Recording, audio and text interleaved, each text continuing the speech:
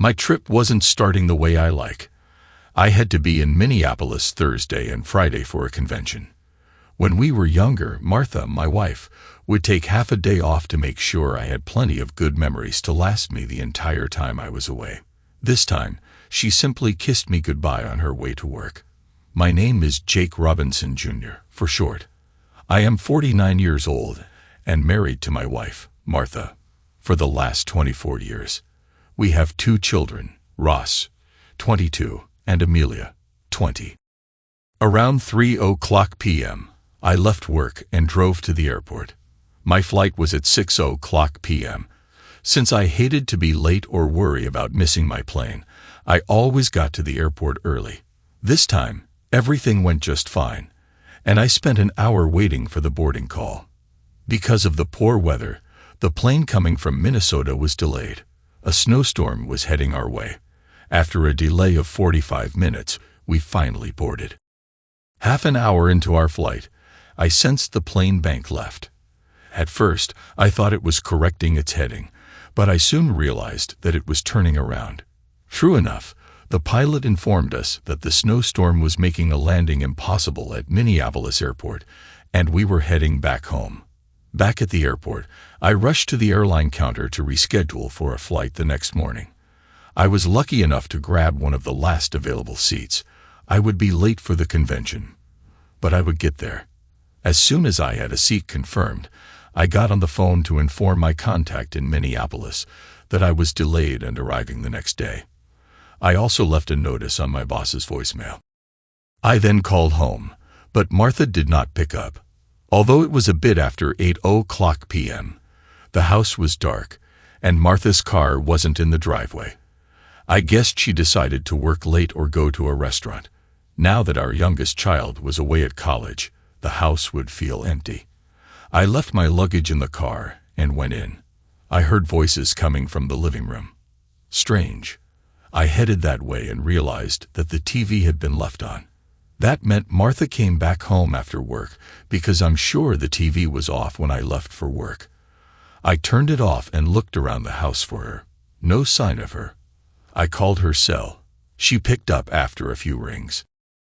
"Hi, honey," said Martha when she recognized my cell phone number. "Hi, sweetheart. Where are you?" I asked.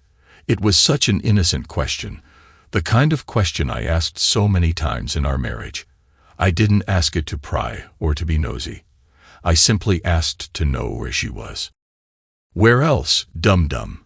At home watching my soaps," she answered, figuratively throwing a pail of cold water at me. "And you? How was your flight? Are you at the hotel yet?" My brain froze. I was tired from the traveling delay. All I wanted was to have my wife back to rest and to cuddle with her for a few more hours. They were such simple expectations. Despite a delayed flight, I had felt that I was lucky. I would be able to spend some unexpected bonus hours in my bed with my wife. Until 30 seconds ago, I was happy to be stuck at home. But instead of coming back to my loving wife of 24 years, I was coming back to lies and deception. I wasn't expecting that at all. I didn't know what to do, and I didn't know what to say. Did she really just lie to me? Why would she do that? There was no reason for her to lie to me if she was at work with some friends or eating out. My silence must have been long because Martha asked, "Honey, are you still there?" "Yeah, sorry. We landed in O'Hare and I got to go," I said, hanging up on her. My phone started to ring almost right away. I didn't answer and turned it off. I needed time to think. Sitting all by myself on the couch, I felt numb. I was trying to figure out why Martha would lie to me. Maybe she's planning a surprise for me. I remembered 4 years ago, a series of lies I had to tell her. I was planning a cruise for our 20th wedding anniversary. I involved her boss and her parents for a month. I repeatedly lied, trying to simply weave my way around the truth. All the lies came to fruition the day we took off for a weekend in Miami and ended up at the dock where I presented her with a pair of cruise tickets. But as hard as I tried, I couldn't find a special anniversary in the months ahead. At best, my birthday and our 25th wedding anniversary would be in 10 months. There was one thought that kept returning, but that I relentlessly rejected. I refused to think about it. Not us. Others, yes, they faced that. But not us. That's it. I knew one person that would know of any surprise planned by Martha. My daughter, Amelia. Turning my phone back on, I was soon speed dialing her number. "Hey, Daddy, how are you?" my sweetheart said. "Hi, baby. What's up?" I asked. "Nothing much, Daddy. I just finished my homework, and I am now watching TV," she said. "And you? Have you spoken with your mom lately?" I asked. "No, nothing special aside from our weekly phone call on Sunday," answered Amelia. "Sorry to ask, but would you happen to know something about a surprise she would be planning for me?" "Don't tell me what, just tell me if your mom is planning something," I asked, full of hope. "No, Daddy, nothing at all." "Why do you ask?" "Well, she has been acting strange lately, and I was wondering if she was hiding a nice surprise for me. Maybe for my 50th birthday," I told her. "No, not yet, Daddy. Didn't we just celebrate your birthday like last month?" "Yeah. Well, forget I asked. Good night, baby." "Night, Daddy." Well, that wasn't it. Why would she lie to me? Maybe it was a coming promotion. Yeah, that's it. I don't know why she would lie about it, but it could be that she was still trying hard to get a promotion. Working for that promotion had kept her staying late so many times lately. She knew that no promotion was worth our lost time together. She knew that I was adamant that she cut back a bit on her hours at work so we could be more together. She also knew that I was entitled to ask it, as I had myself refused a promotion, in order to be able to spend more time with her and the kids. Just a few months before our 20th anniversary, almost 5 years ago, I had vied for and got an offer to become vice president of finance at my company. The only problem was the constant traveling to the head office in Chicago, where the board meetings were held, as well as regular tours of all our plants all over the country. I was ecstatic when I was offered the job, but Martha soon had me thinking twice about accepting it. First, my predecessor ended up divorced within 2 years of his promotion. He ended up rich but lonely and miserable.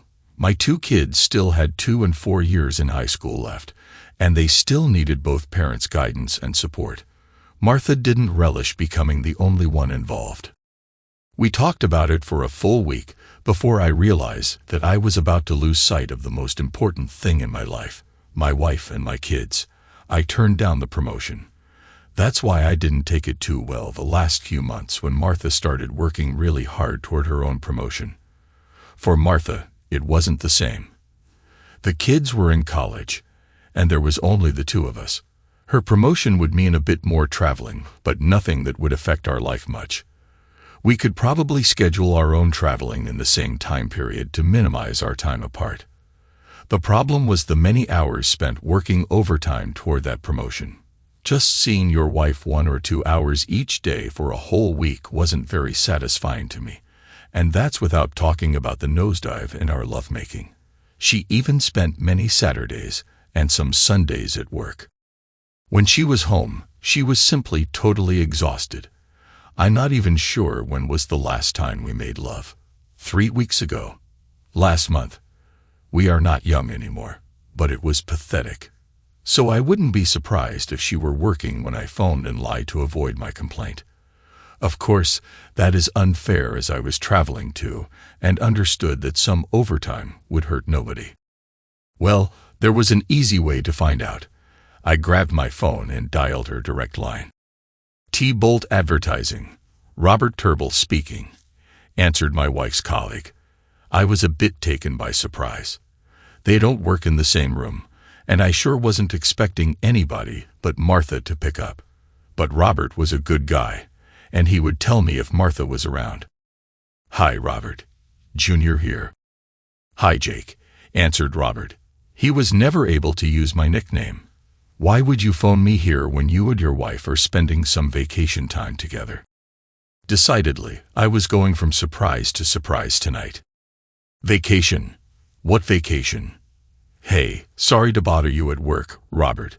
I just pressed the wrong speed dial button on my phone. I lied. No problem, Jake. Just tell Martha that she owes me lunch when she comes back next Monday for covering again for her. See, I am at work, and it is way past 9:00 p.m. She owes me big time, he said. Then he hung up. Not only was Martha not working, she wasn't at work at all. From what Robert told me, she was off work for the rest of the week. Now, that was starting to scare the hell out of me. Where was Martha? And what was she doing? A thought crossed my mind. Unasked for and unwelcome. Oh no, it can't be. I always refuse to think the worst of people. I prefer to be a positive guy, to look at the bright side of things, to see what is best in each of us. But here I was thinking the worst. Can it be? Could she do that to me? Could she be with her sister Nadia? We were estranged from Nadia and Nadia's ex-husband, Mike. Once upon a time, we were really close. We shared evenings together, babysat each other's kids, co-hosted many family gatherings, and we even went on vacation together. It all came to an end one day when I came home with a terrible headache. I took a couple of Tylenol and lay down on the couch. Half an hour later, Martha and Nadia came back from shopping. They were chatting a storm and never noticed me. "Have you noticed the new produce manager at the grocery store?" asked Nadia. "Sure, he's cute, if I may say so," said my wife. "And he was all smile with you." "He has better be all smile with the romp we had together yesterday in the back of my van," said Nadia. "Oh, Nadia, not again," said my wife. "One day you will get caught, and will lose a good husband, and maybe more." "Don't worry, big sister. I'm always careful," answered Nadia. "We gotta go. It's time to pick up the kids." And they were gone, leaving me wondering what to do. I have always been a straight shooter, but in this case, I wasn't sure about the right course of action. I really liked Mike, and I knew that the news of Nadia's cheating would be devastating. I also knew that he would kick her out of the house in a heartbeat. Do I really want to play the bad guy and destroy their marriage? I wasn't able to reach a decision before my wife came back home with the children. I was glad that she disapproved of her sister's cheating. In a very shrewd way, I decided to leave the decision to her. When we were getting ready for bed that night, I asked her about my dilemma. "Honey, I have a hard choice to make, and I really need your advice," I started. "Let's say that I overheard a conversation today, and that I learned that somebody close to us was cheating, having sex outside the marriage. What should I do? Should I tell on them?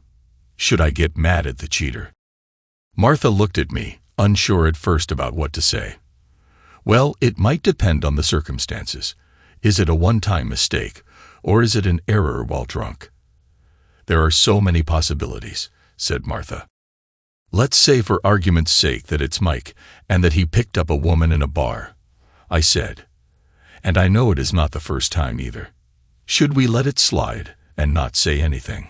Should I talk to him to help him change his ways?" Martha suddenly sat straight in bed and grabbed her phone. "That a hole. The two-faced maggot. I'll show you what to do, and I will do it right away. I'll tell Nadia right away that he's cheating on her." I grabbed the phone from her hand. "Let me do it, honey. It's my responsibility," I said. "Are you sure it's the right thing to do?" "You bet I'm sure.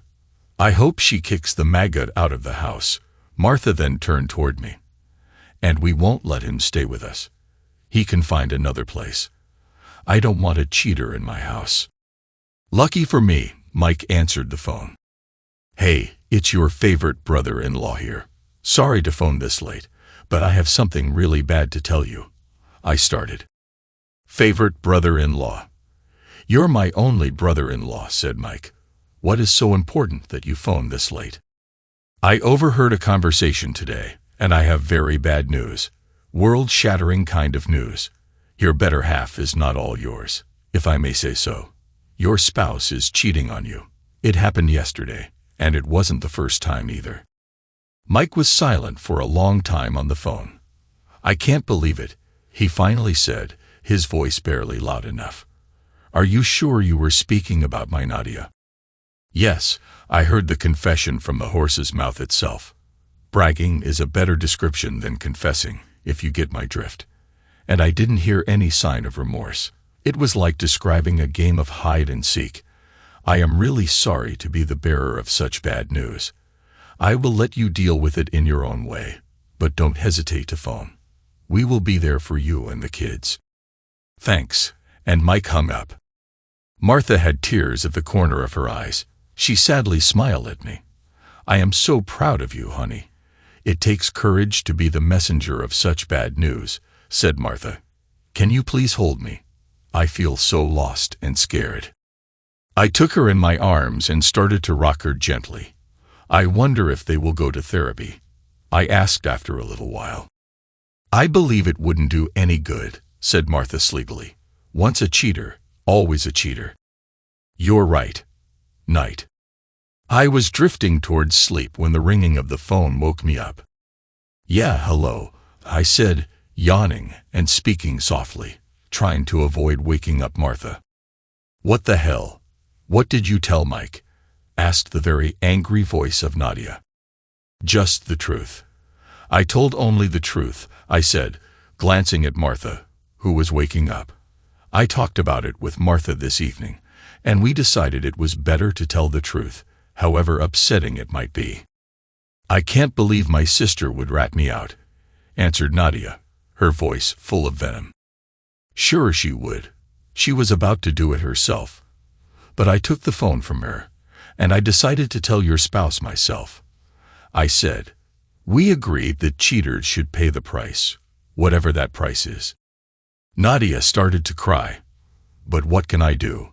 Mike kicked me out of the house," Nadia said between sobs. "Well, if you've been kicked out of the house, it is well deserved," I said. "But what can I do? Where will I go? Can I come to your place?" asked Nadia. "No way. Martha and I talked about it too, and there's no chance that we would offer shelter to a cheater. You're on your own." "I can't believe my sister would say that. She loves me," said Nadia. "Martha, what do we say to a cheater that asks to come over here after being kicked out?" I asked Martha, turning the phone toward her, placing a finger on the opening for the speaker. She had a mischievous smile on her face. Her mouth came closer to the phone. "I don't want a cheater in my house. Get lost," Martha said with real pride. I quickly put the phone back to my ear. "I'll talk for the both of us, and say it only once. You're out of our lives. Stay away from us. Don't come and don't phone. If you want a place to stay, go to your parents and try to explain to them why you've been kicked out of your house," I said, and then hung up the phone. Martha began to hold me tighter. "I'm real proud of you, honey," Martha said. We drifted to sleep. The next morning, crap hit the fan, as the old Scandinavian saying goes. Luckily, the kids were still sleeping. Martha's dad phoned early, and Martha answered. I could hear him yelling at his daughter. Martha lost her initial smile and began crying when she hung up the phone. "What did you do?" asked Martha. "What did we do, honey? I asked for advice, and telling about the cheating was your idea. Cutting all ties to a cheater was also your idea, and I completely agreed," I said. "But you said that Mike was cheating on Nadia." I said, for argument's sake, let's say that Mike picked up a woman in a bar and had sex with her. I didn't say that he was cheating on her.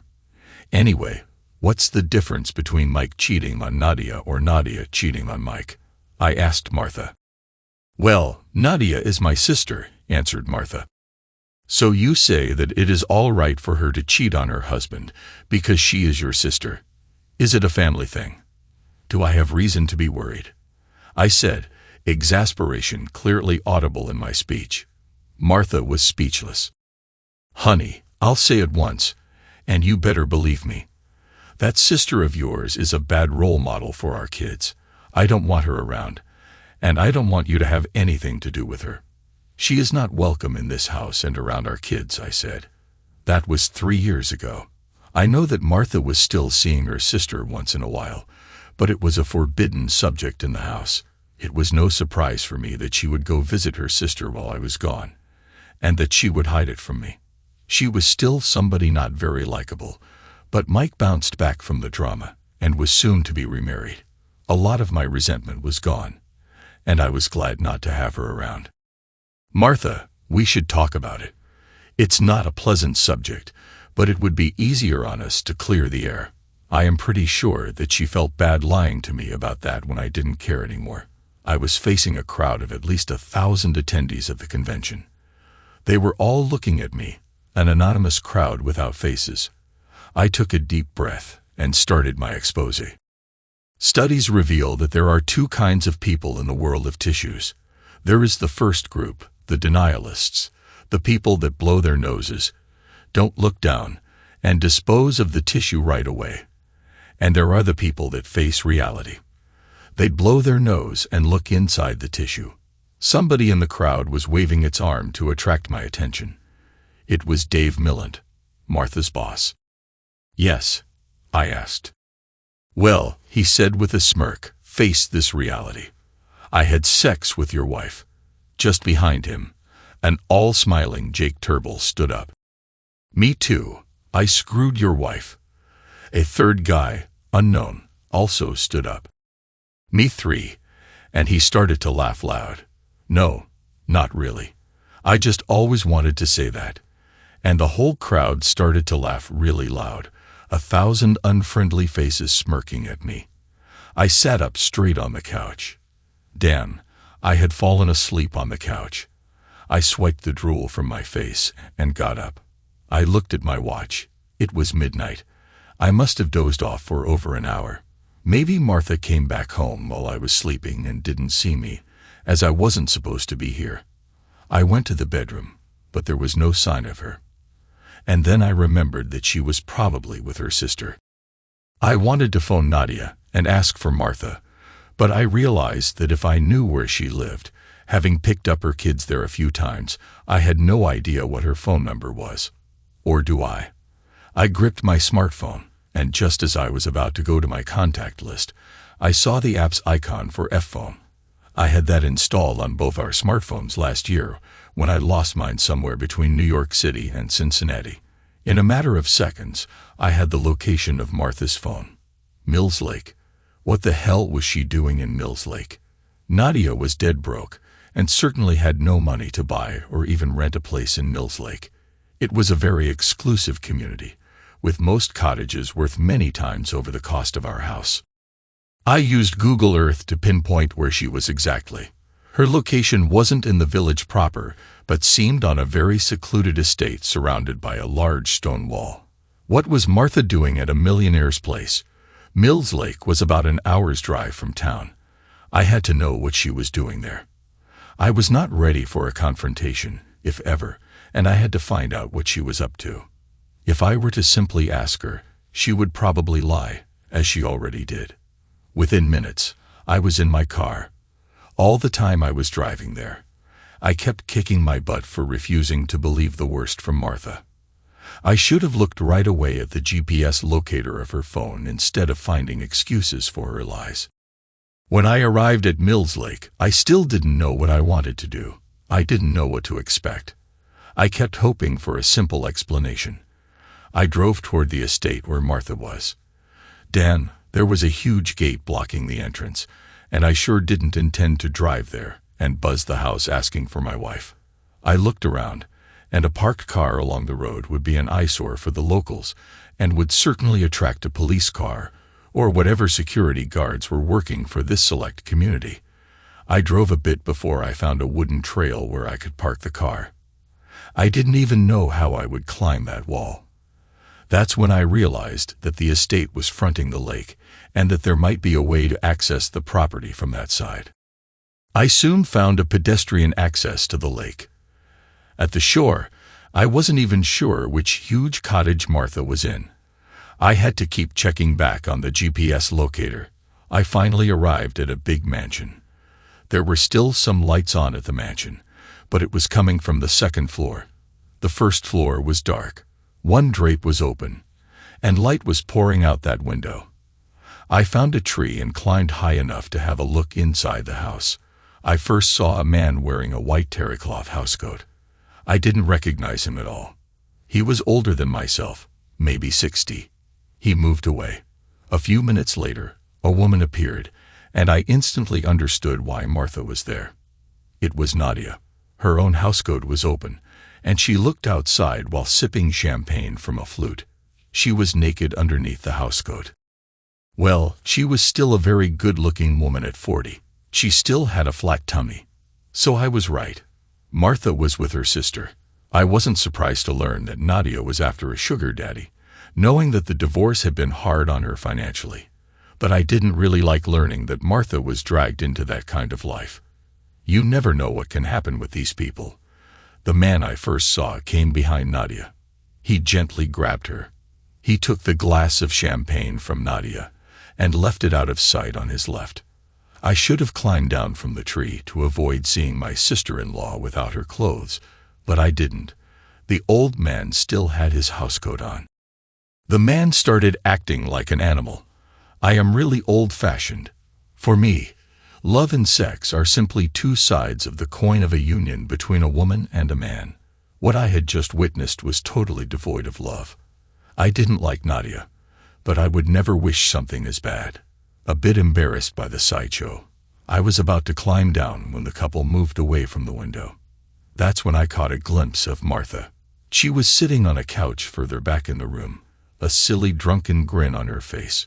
My heart froze. Her housecoat was not only open, it was open all the way down to her hips, held in place only with the belt. A second man approached her, opened his housecoat. Martha sealed the fate of our marriage when she put her drink down and kissed this man. I was so shocked that I took a step backward and fell from the tree.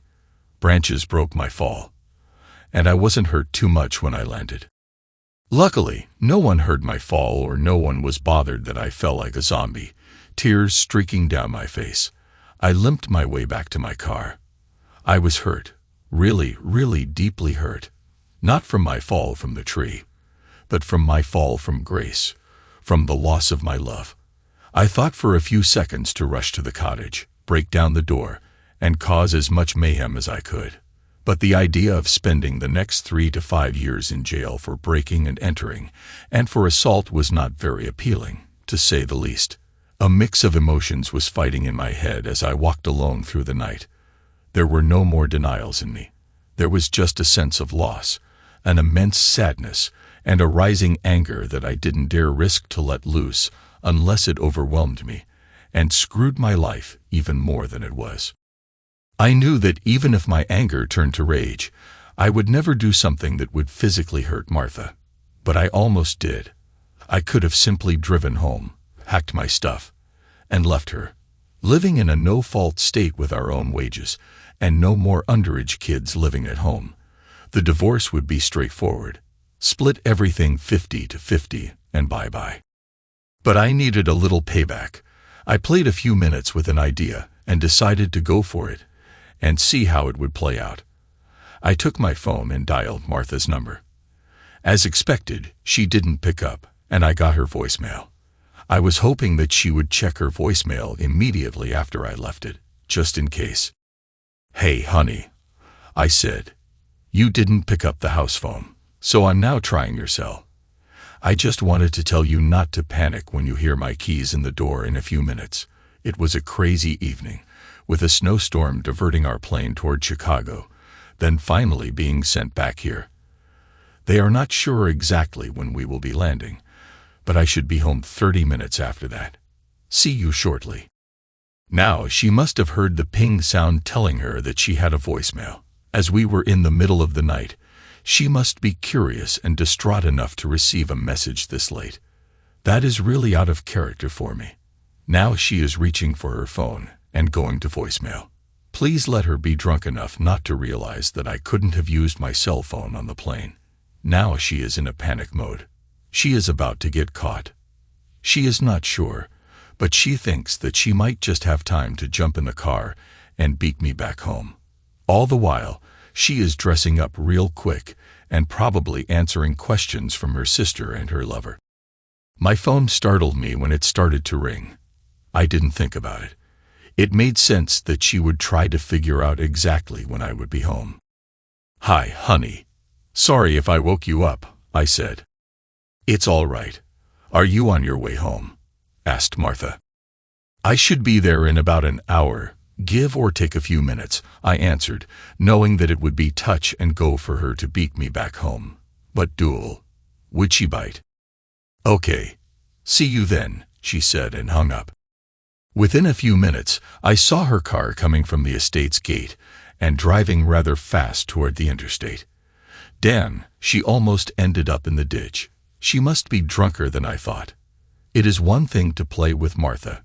It is another to sit here while she might be involved in an accident and kill some innocent strangers. I was mad at her, but not at the risk of the life of the mother of my children. Think fast. Think fast. 911. What's your emergency? I would like to report a drunk driver. The car almost ran into me, then sped away, swerving like crazy. It just got on the interstate at Mills Lake, heading south. It's a dark blue Ford Taurus, and I got the 4 last digits on the license plate, 7714. Somebody better stop that car before the driver kills somebody. I was thanked for my assistance and reassured that a patrol car would be checking the drunk driver. I kept my distance and followed Martha. 2 exits later, I saw a highway patrol car way up on a bridge over the freeway. As soon as Martha's car came into view, it took off and headed back on the interstate. Sure enough, they pulled Martha over. I passed them. 45 minutes later, I was back home. It is almost funny if it wasn't so sad that, in a matter of one night, the life of one of the persons I loved so much would become of no consequence. I really had to take a few seconds to weigh the possibility that Martha might die in a car crash, and the sadness and misery my children would suffer. Nowhere was my love for her a factor in the decision I made. Not that I didn't love her anymore, but that I wasn't able to see our lives going forward together. I turned the house phone ringer off and turned my cell phone off. I needed to think. I can't believe I spent the last hours trying to find an explanation for Martha's lie when the obvious one kept jumping in my face. I opened a bottle of wine and tried to figure out what I would do. For years, I believed that my love for Martha would be like a good bottle of wine, that it would reach its peak with age. As it is, it seems that it turned to vinegar. I loved that woman so much that the pain of her betrayal was killing me. No, it's not only the betrayal that was killing me. It was also the discovery of the loss of our love that was killing me. Without that love, I was nobody. I was nothing. It had defined me for the last 26 years, 24 as husband and wife. Can I survive that? Wouldn't it be less painful to just go to the next bridge and simply jump off it? I never thought that I would have to plan a life without Martha. I didn't know how to start about it. I never made decisions without first discussing them with Martha. Now I couldn't even contemplate the idea of speaking to her. It's simple. My family has been my whole life. Every single decision has been made thinking about my wife and my kids. Even our social life was focused on the needs of our family. I didn't congregate much with my fellow workers. I attended social functions like the annual Christmas party and such, but I was always heading home right after work. I could count on the fingers of one hand the times I had gone out with people at work over the last 10 years. With the kids now out of the house, it was only Martha and I. Now it was only I. I was left alone with my grief. I was left alone with nobody to love. Alone for the first time in my life. Why did she do that to me?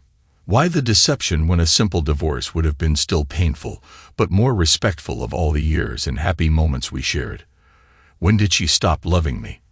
Was she only staying with me until the kids grew up and left? When did she stop caring? I saw the departure of our kids as an opportunity to concentrate more on Martha and on us. It seems she saw it as the end of the road for us. My thinking wasn't that clear, but I now realized that she probably didn't know how to break it up. Somewhere, I think she still cared about me, unless it was only cowardice. I kept seeing that stranger having sex with her.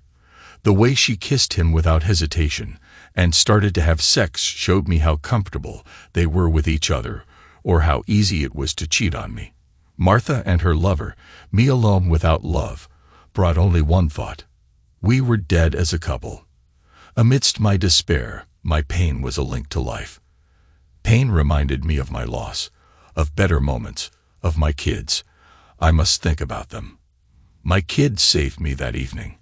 I didn't have enough self-esteem left to extract me from the deep well of my despair. My kids did it. The thought of them helped me cling to a little bit of self-preservation. Ross and Amelia will soon get married and start their own families. I realized that I wanted to be the grandpa to spoil their many kids. I just won't do it with Martha. I had to get away from all that before the grief killed me. It wouldn't be very hard, just painful. I know that I will always remember Martha the way I loved her. I know that I will also always remember her having sex with another man. I had to get out of Dodge. I had always been a man of modest expectations. My parents were not rich, but I grew up in a very loving family. I could do without all the flashy stuff I now owned. Thinking about everything we owned, my clothes, my car, and my laptop were the only things I would take with me. The more I thought about it, the more obvious the resolution of my problem was. I'll pack up my stuff and disappear. I don't want to set my eyes on the woman I once loved more than life itself. The sight of her would just remind me of what I lost and of my constant pain. I got up, grabbed a few bags, and started to put all my clothes in them. It took me only 30 minutes. I had all the bags in my car in a matter of minutes. It was close to 6:00 a.m. when I finished packing. I then took a nap, as I was confident that Martha would remain in the drunk tank till mid-morning. I slept like a rock. My phone alarm clock woke me up at 9:00 a.m. After making an emergency appointment with my lawyer. I took a shower, removed my wedding ring, and left it on the table beside my phone. I decided to take a few minutes to write a Dear Jane letter. We had nothing to talk about, but I had to vent my disappointment. Martha, I should have known that you would turn like your sister, a stupid, oversexed, lonely, divorced woman. Genetic, I guess. By the time you read this, I will be gone from your life, never to see you again. I love you so much that your betrayal hurt like crazy. I never thought that I could hurt that much. For the 24 years of happy life together, I am thankful for the 2 kids you gave me. I will be fair and quick so you can go back to your lover. I just wish you had been as fair and divorced me before you went cheating around on me. Did you get paid? The guy seemed loaded if I can judge by the mansion you were in. I don't wish to see you or to talk to you. We have nothing to talk about. My lawyer will contact yours. Just sign the divorce papers. Junior P.S. Screw you. At 10:00 a.m., I was at the bank. I paid off our joint credit cards and canceled them. I had the bank make a cashier's check for all our savings and CDs and transferred just enough money into the checking account to cover the mortgage and utility bills for the next 2 months. I then removed my name from the joint account. I left the bank with a check worth close to $250,000. I was at my workplace just before noon. My boss was surprised to see me as I was supposed to be in Minnesota.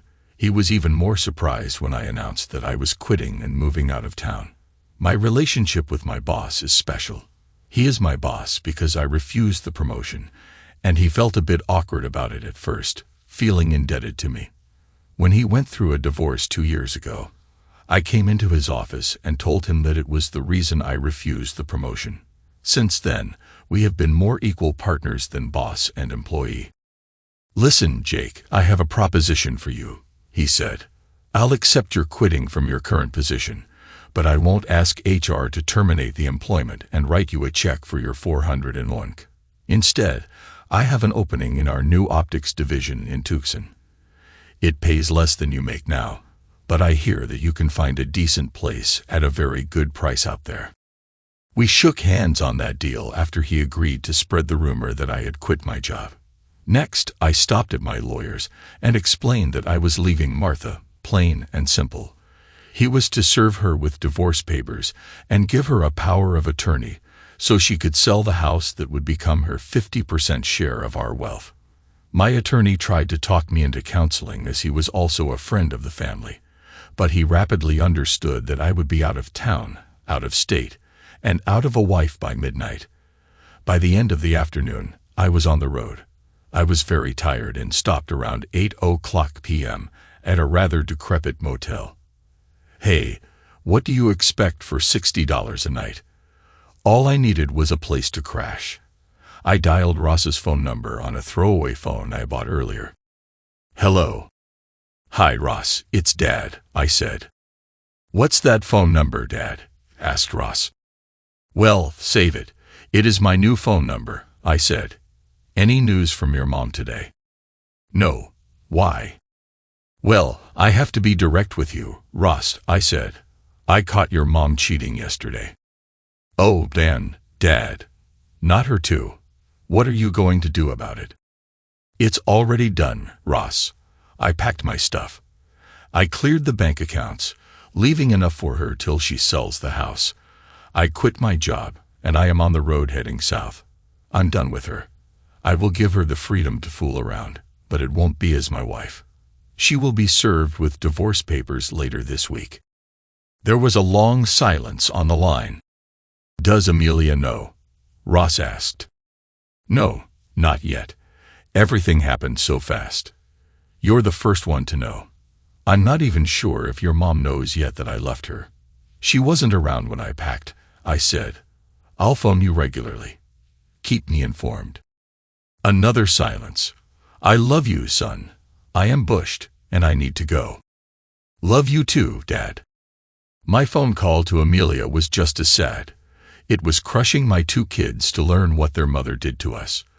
They had seen what damage Aunt Nadia did to her family. And like me, they couldn't understand that their mother would do the same thing to us. I wonder how long she had been doing this, Daddy, said Amelia, always straightforward. How long it was that we were not enough for her anymore. It doesn't matter, honey. I just wish she had been honest with me and divorced me before cheating. Now it doesn't matter for how long or why.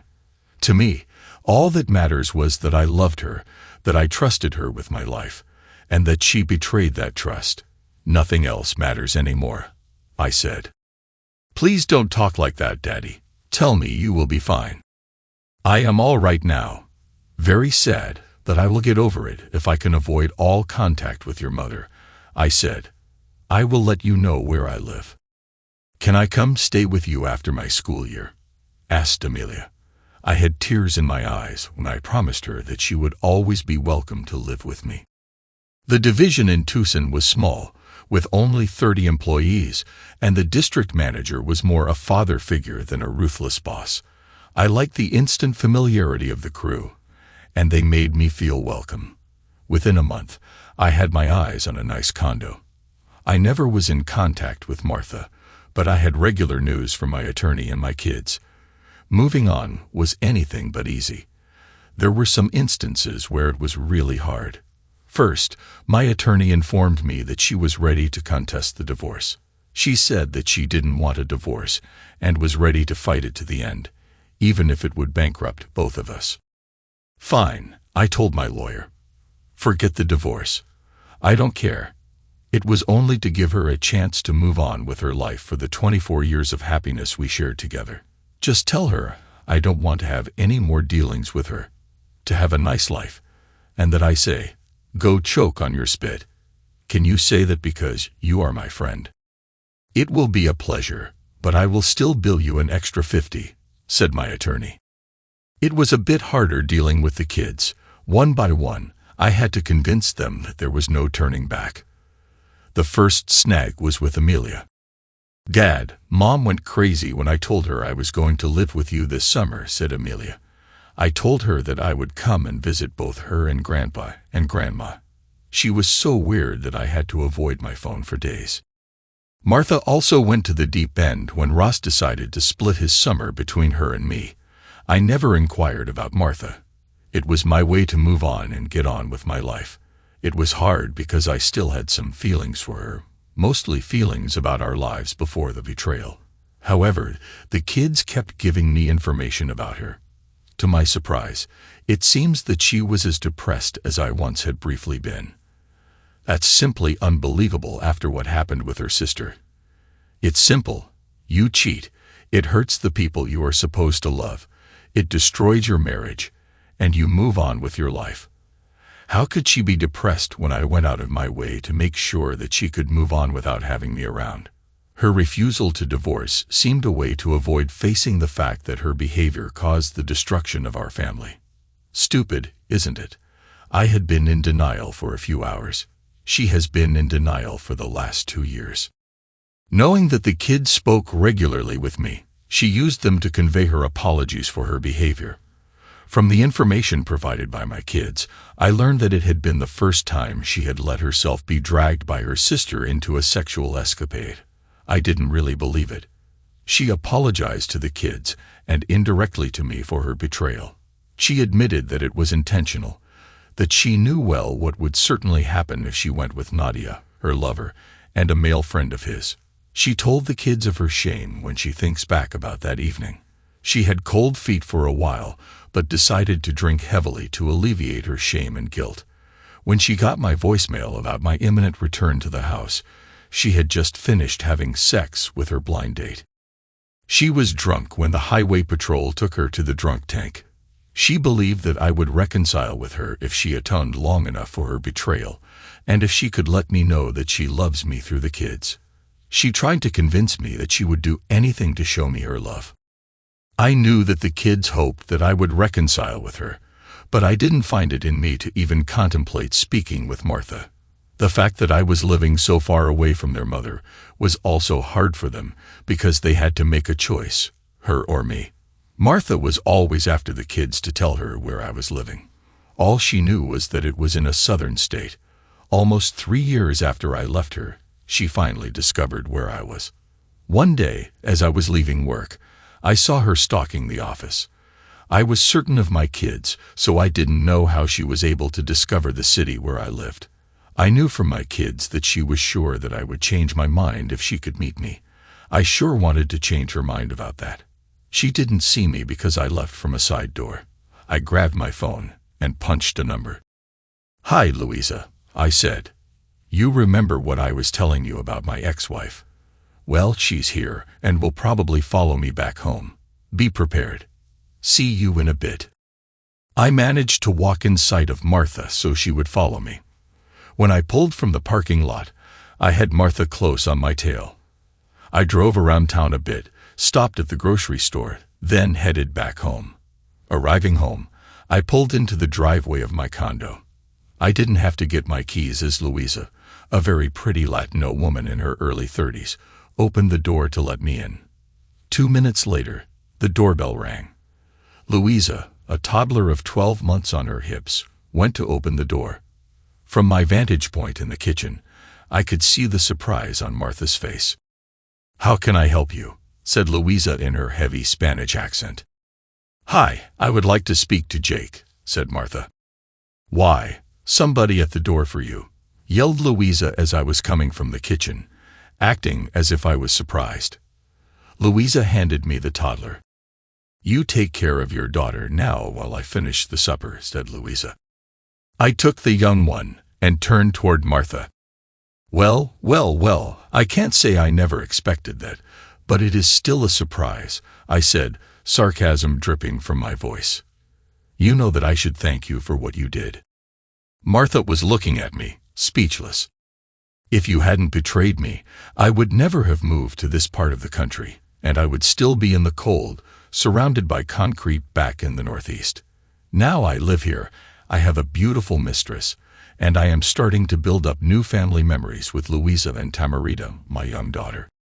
Martha was openly crying. After that long a time, my sorrow and my anger were gone. I was tempted, as an empathetic human being, to comfort her, but it passed. I was on a mission. "So, Martha, what do you want after almost 3 years?" I asked. I had to listen carefully to what she said as it was hardly above a whisper. I needed to apologize. I needed to tell you how sorry I was for what I did and for how much I hurt you. I needed to tell you that it was never about you, but only about how stupid I became. I needed to tell you that I loved you then despite everything I did, that I love you now, and that I will love you forever. You were the best husband and father a woman could want. I was just cheap. I'm sorry for what I destroyed." Her apologies were getting at me. It was time to finish that charade as soon as possible. "Well, no harm done," I said, faking to be in high spirits. "Water under the bridge, as the saying goes. It has been so long since I thought about that I can say for sure that I forgive you. I wish you a very happy life," I said while looking at Tamarita in my arms. She was all smiles. "A life as full of love as mine is." Tears streaking down her face, Martha mumbled something, came to me, gave me a small hug, and fled the house. I closed the door behind her. Louisa came out of the kitchen and grabbed Tamarita. I leaned my back on the closed door and let my own tears flow down. Louisa gave me a heartfelt hug, kissed my forehead, and picked up her phone. "I better let Geraldo know that I will be back home soon with his daughter," said Louisa. "Thank you, Louisa," I said, "and tell him that I am expecting you three for a barbecue on Saturday." "Will do, boss. See you tomorrow at the office." The following week, my attorney received the divorce papers signed by Martha. I am certainly moving on, but at my own speed. I have a few female friends, intimate with only one, but nothing serious. I think that I am finally getting over what happened to me. I am definitely less skittish when a woman moves in my vicinity. I know that I should give carte blanche to Louisa to set me up with a nice young woman. And now I believe that I will just do that. However, after that visit, I am second-guessing myself. I am second-guessing not about leaving Martha, but I always thought that I had nothing to talk about with Martha, that she knew exactly what I thought about a cheating spouse and the way to deal with it. But having heard a bit from Martha, maybe I should have confronted her at the time, even if I always hated confrontation. I know one thing for sure. It was better for me to just disappear as I did. I loved her so much that if I had confronted her, I would probably have believed her remorse and heeded her apologies, and I would probably have lived a miserable life of distrust before going through the divorce route. But now, 3 years removed from her betrayal and our life together, Martha's apologies helped me feel like I can now really move on. It was the closure I needed. I can let go of my pain and start again to believe in love. One day, I might even let her know that I don't really have a second daughter. I just might. But I doubt it. I don't owe her anything anymore. Thanks to everyone who took the time to listen to today's stories. If you enjoyed it, please consider liking and subscribing if you haven't already. Feel free to share your thoughts on the events in the comments below. Take care.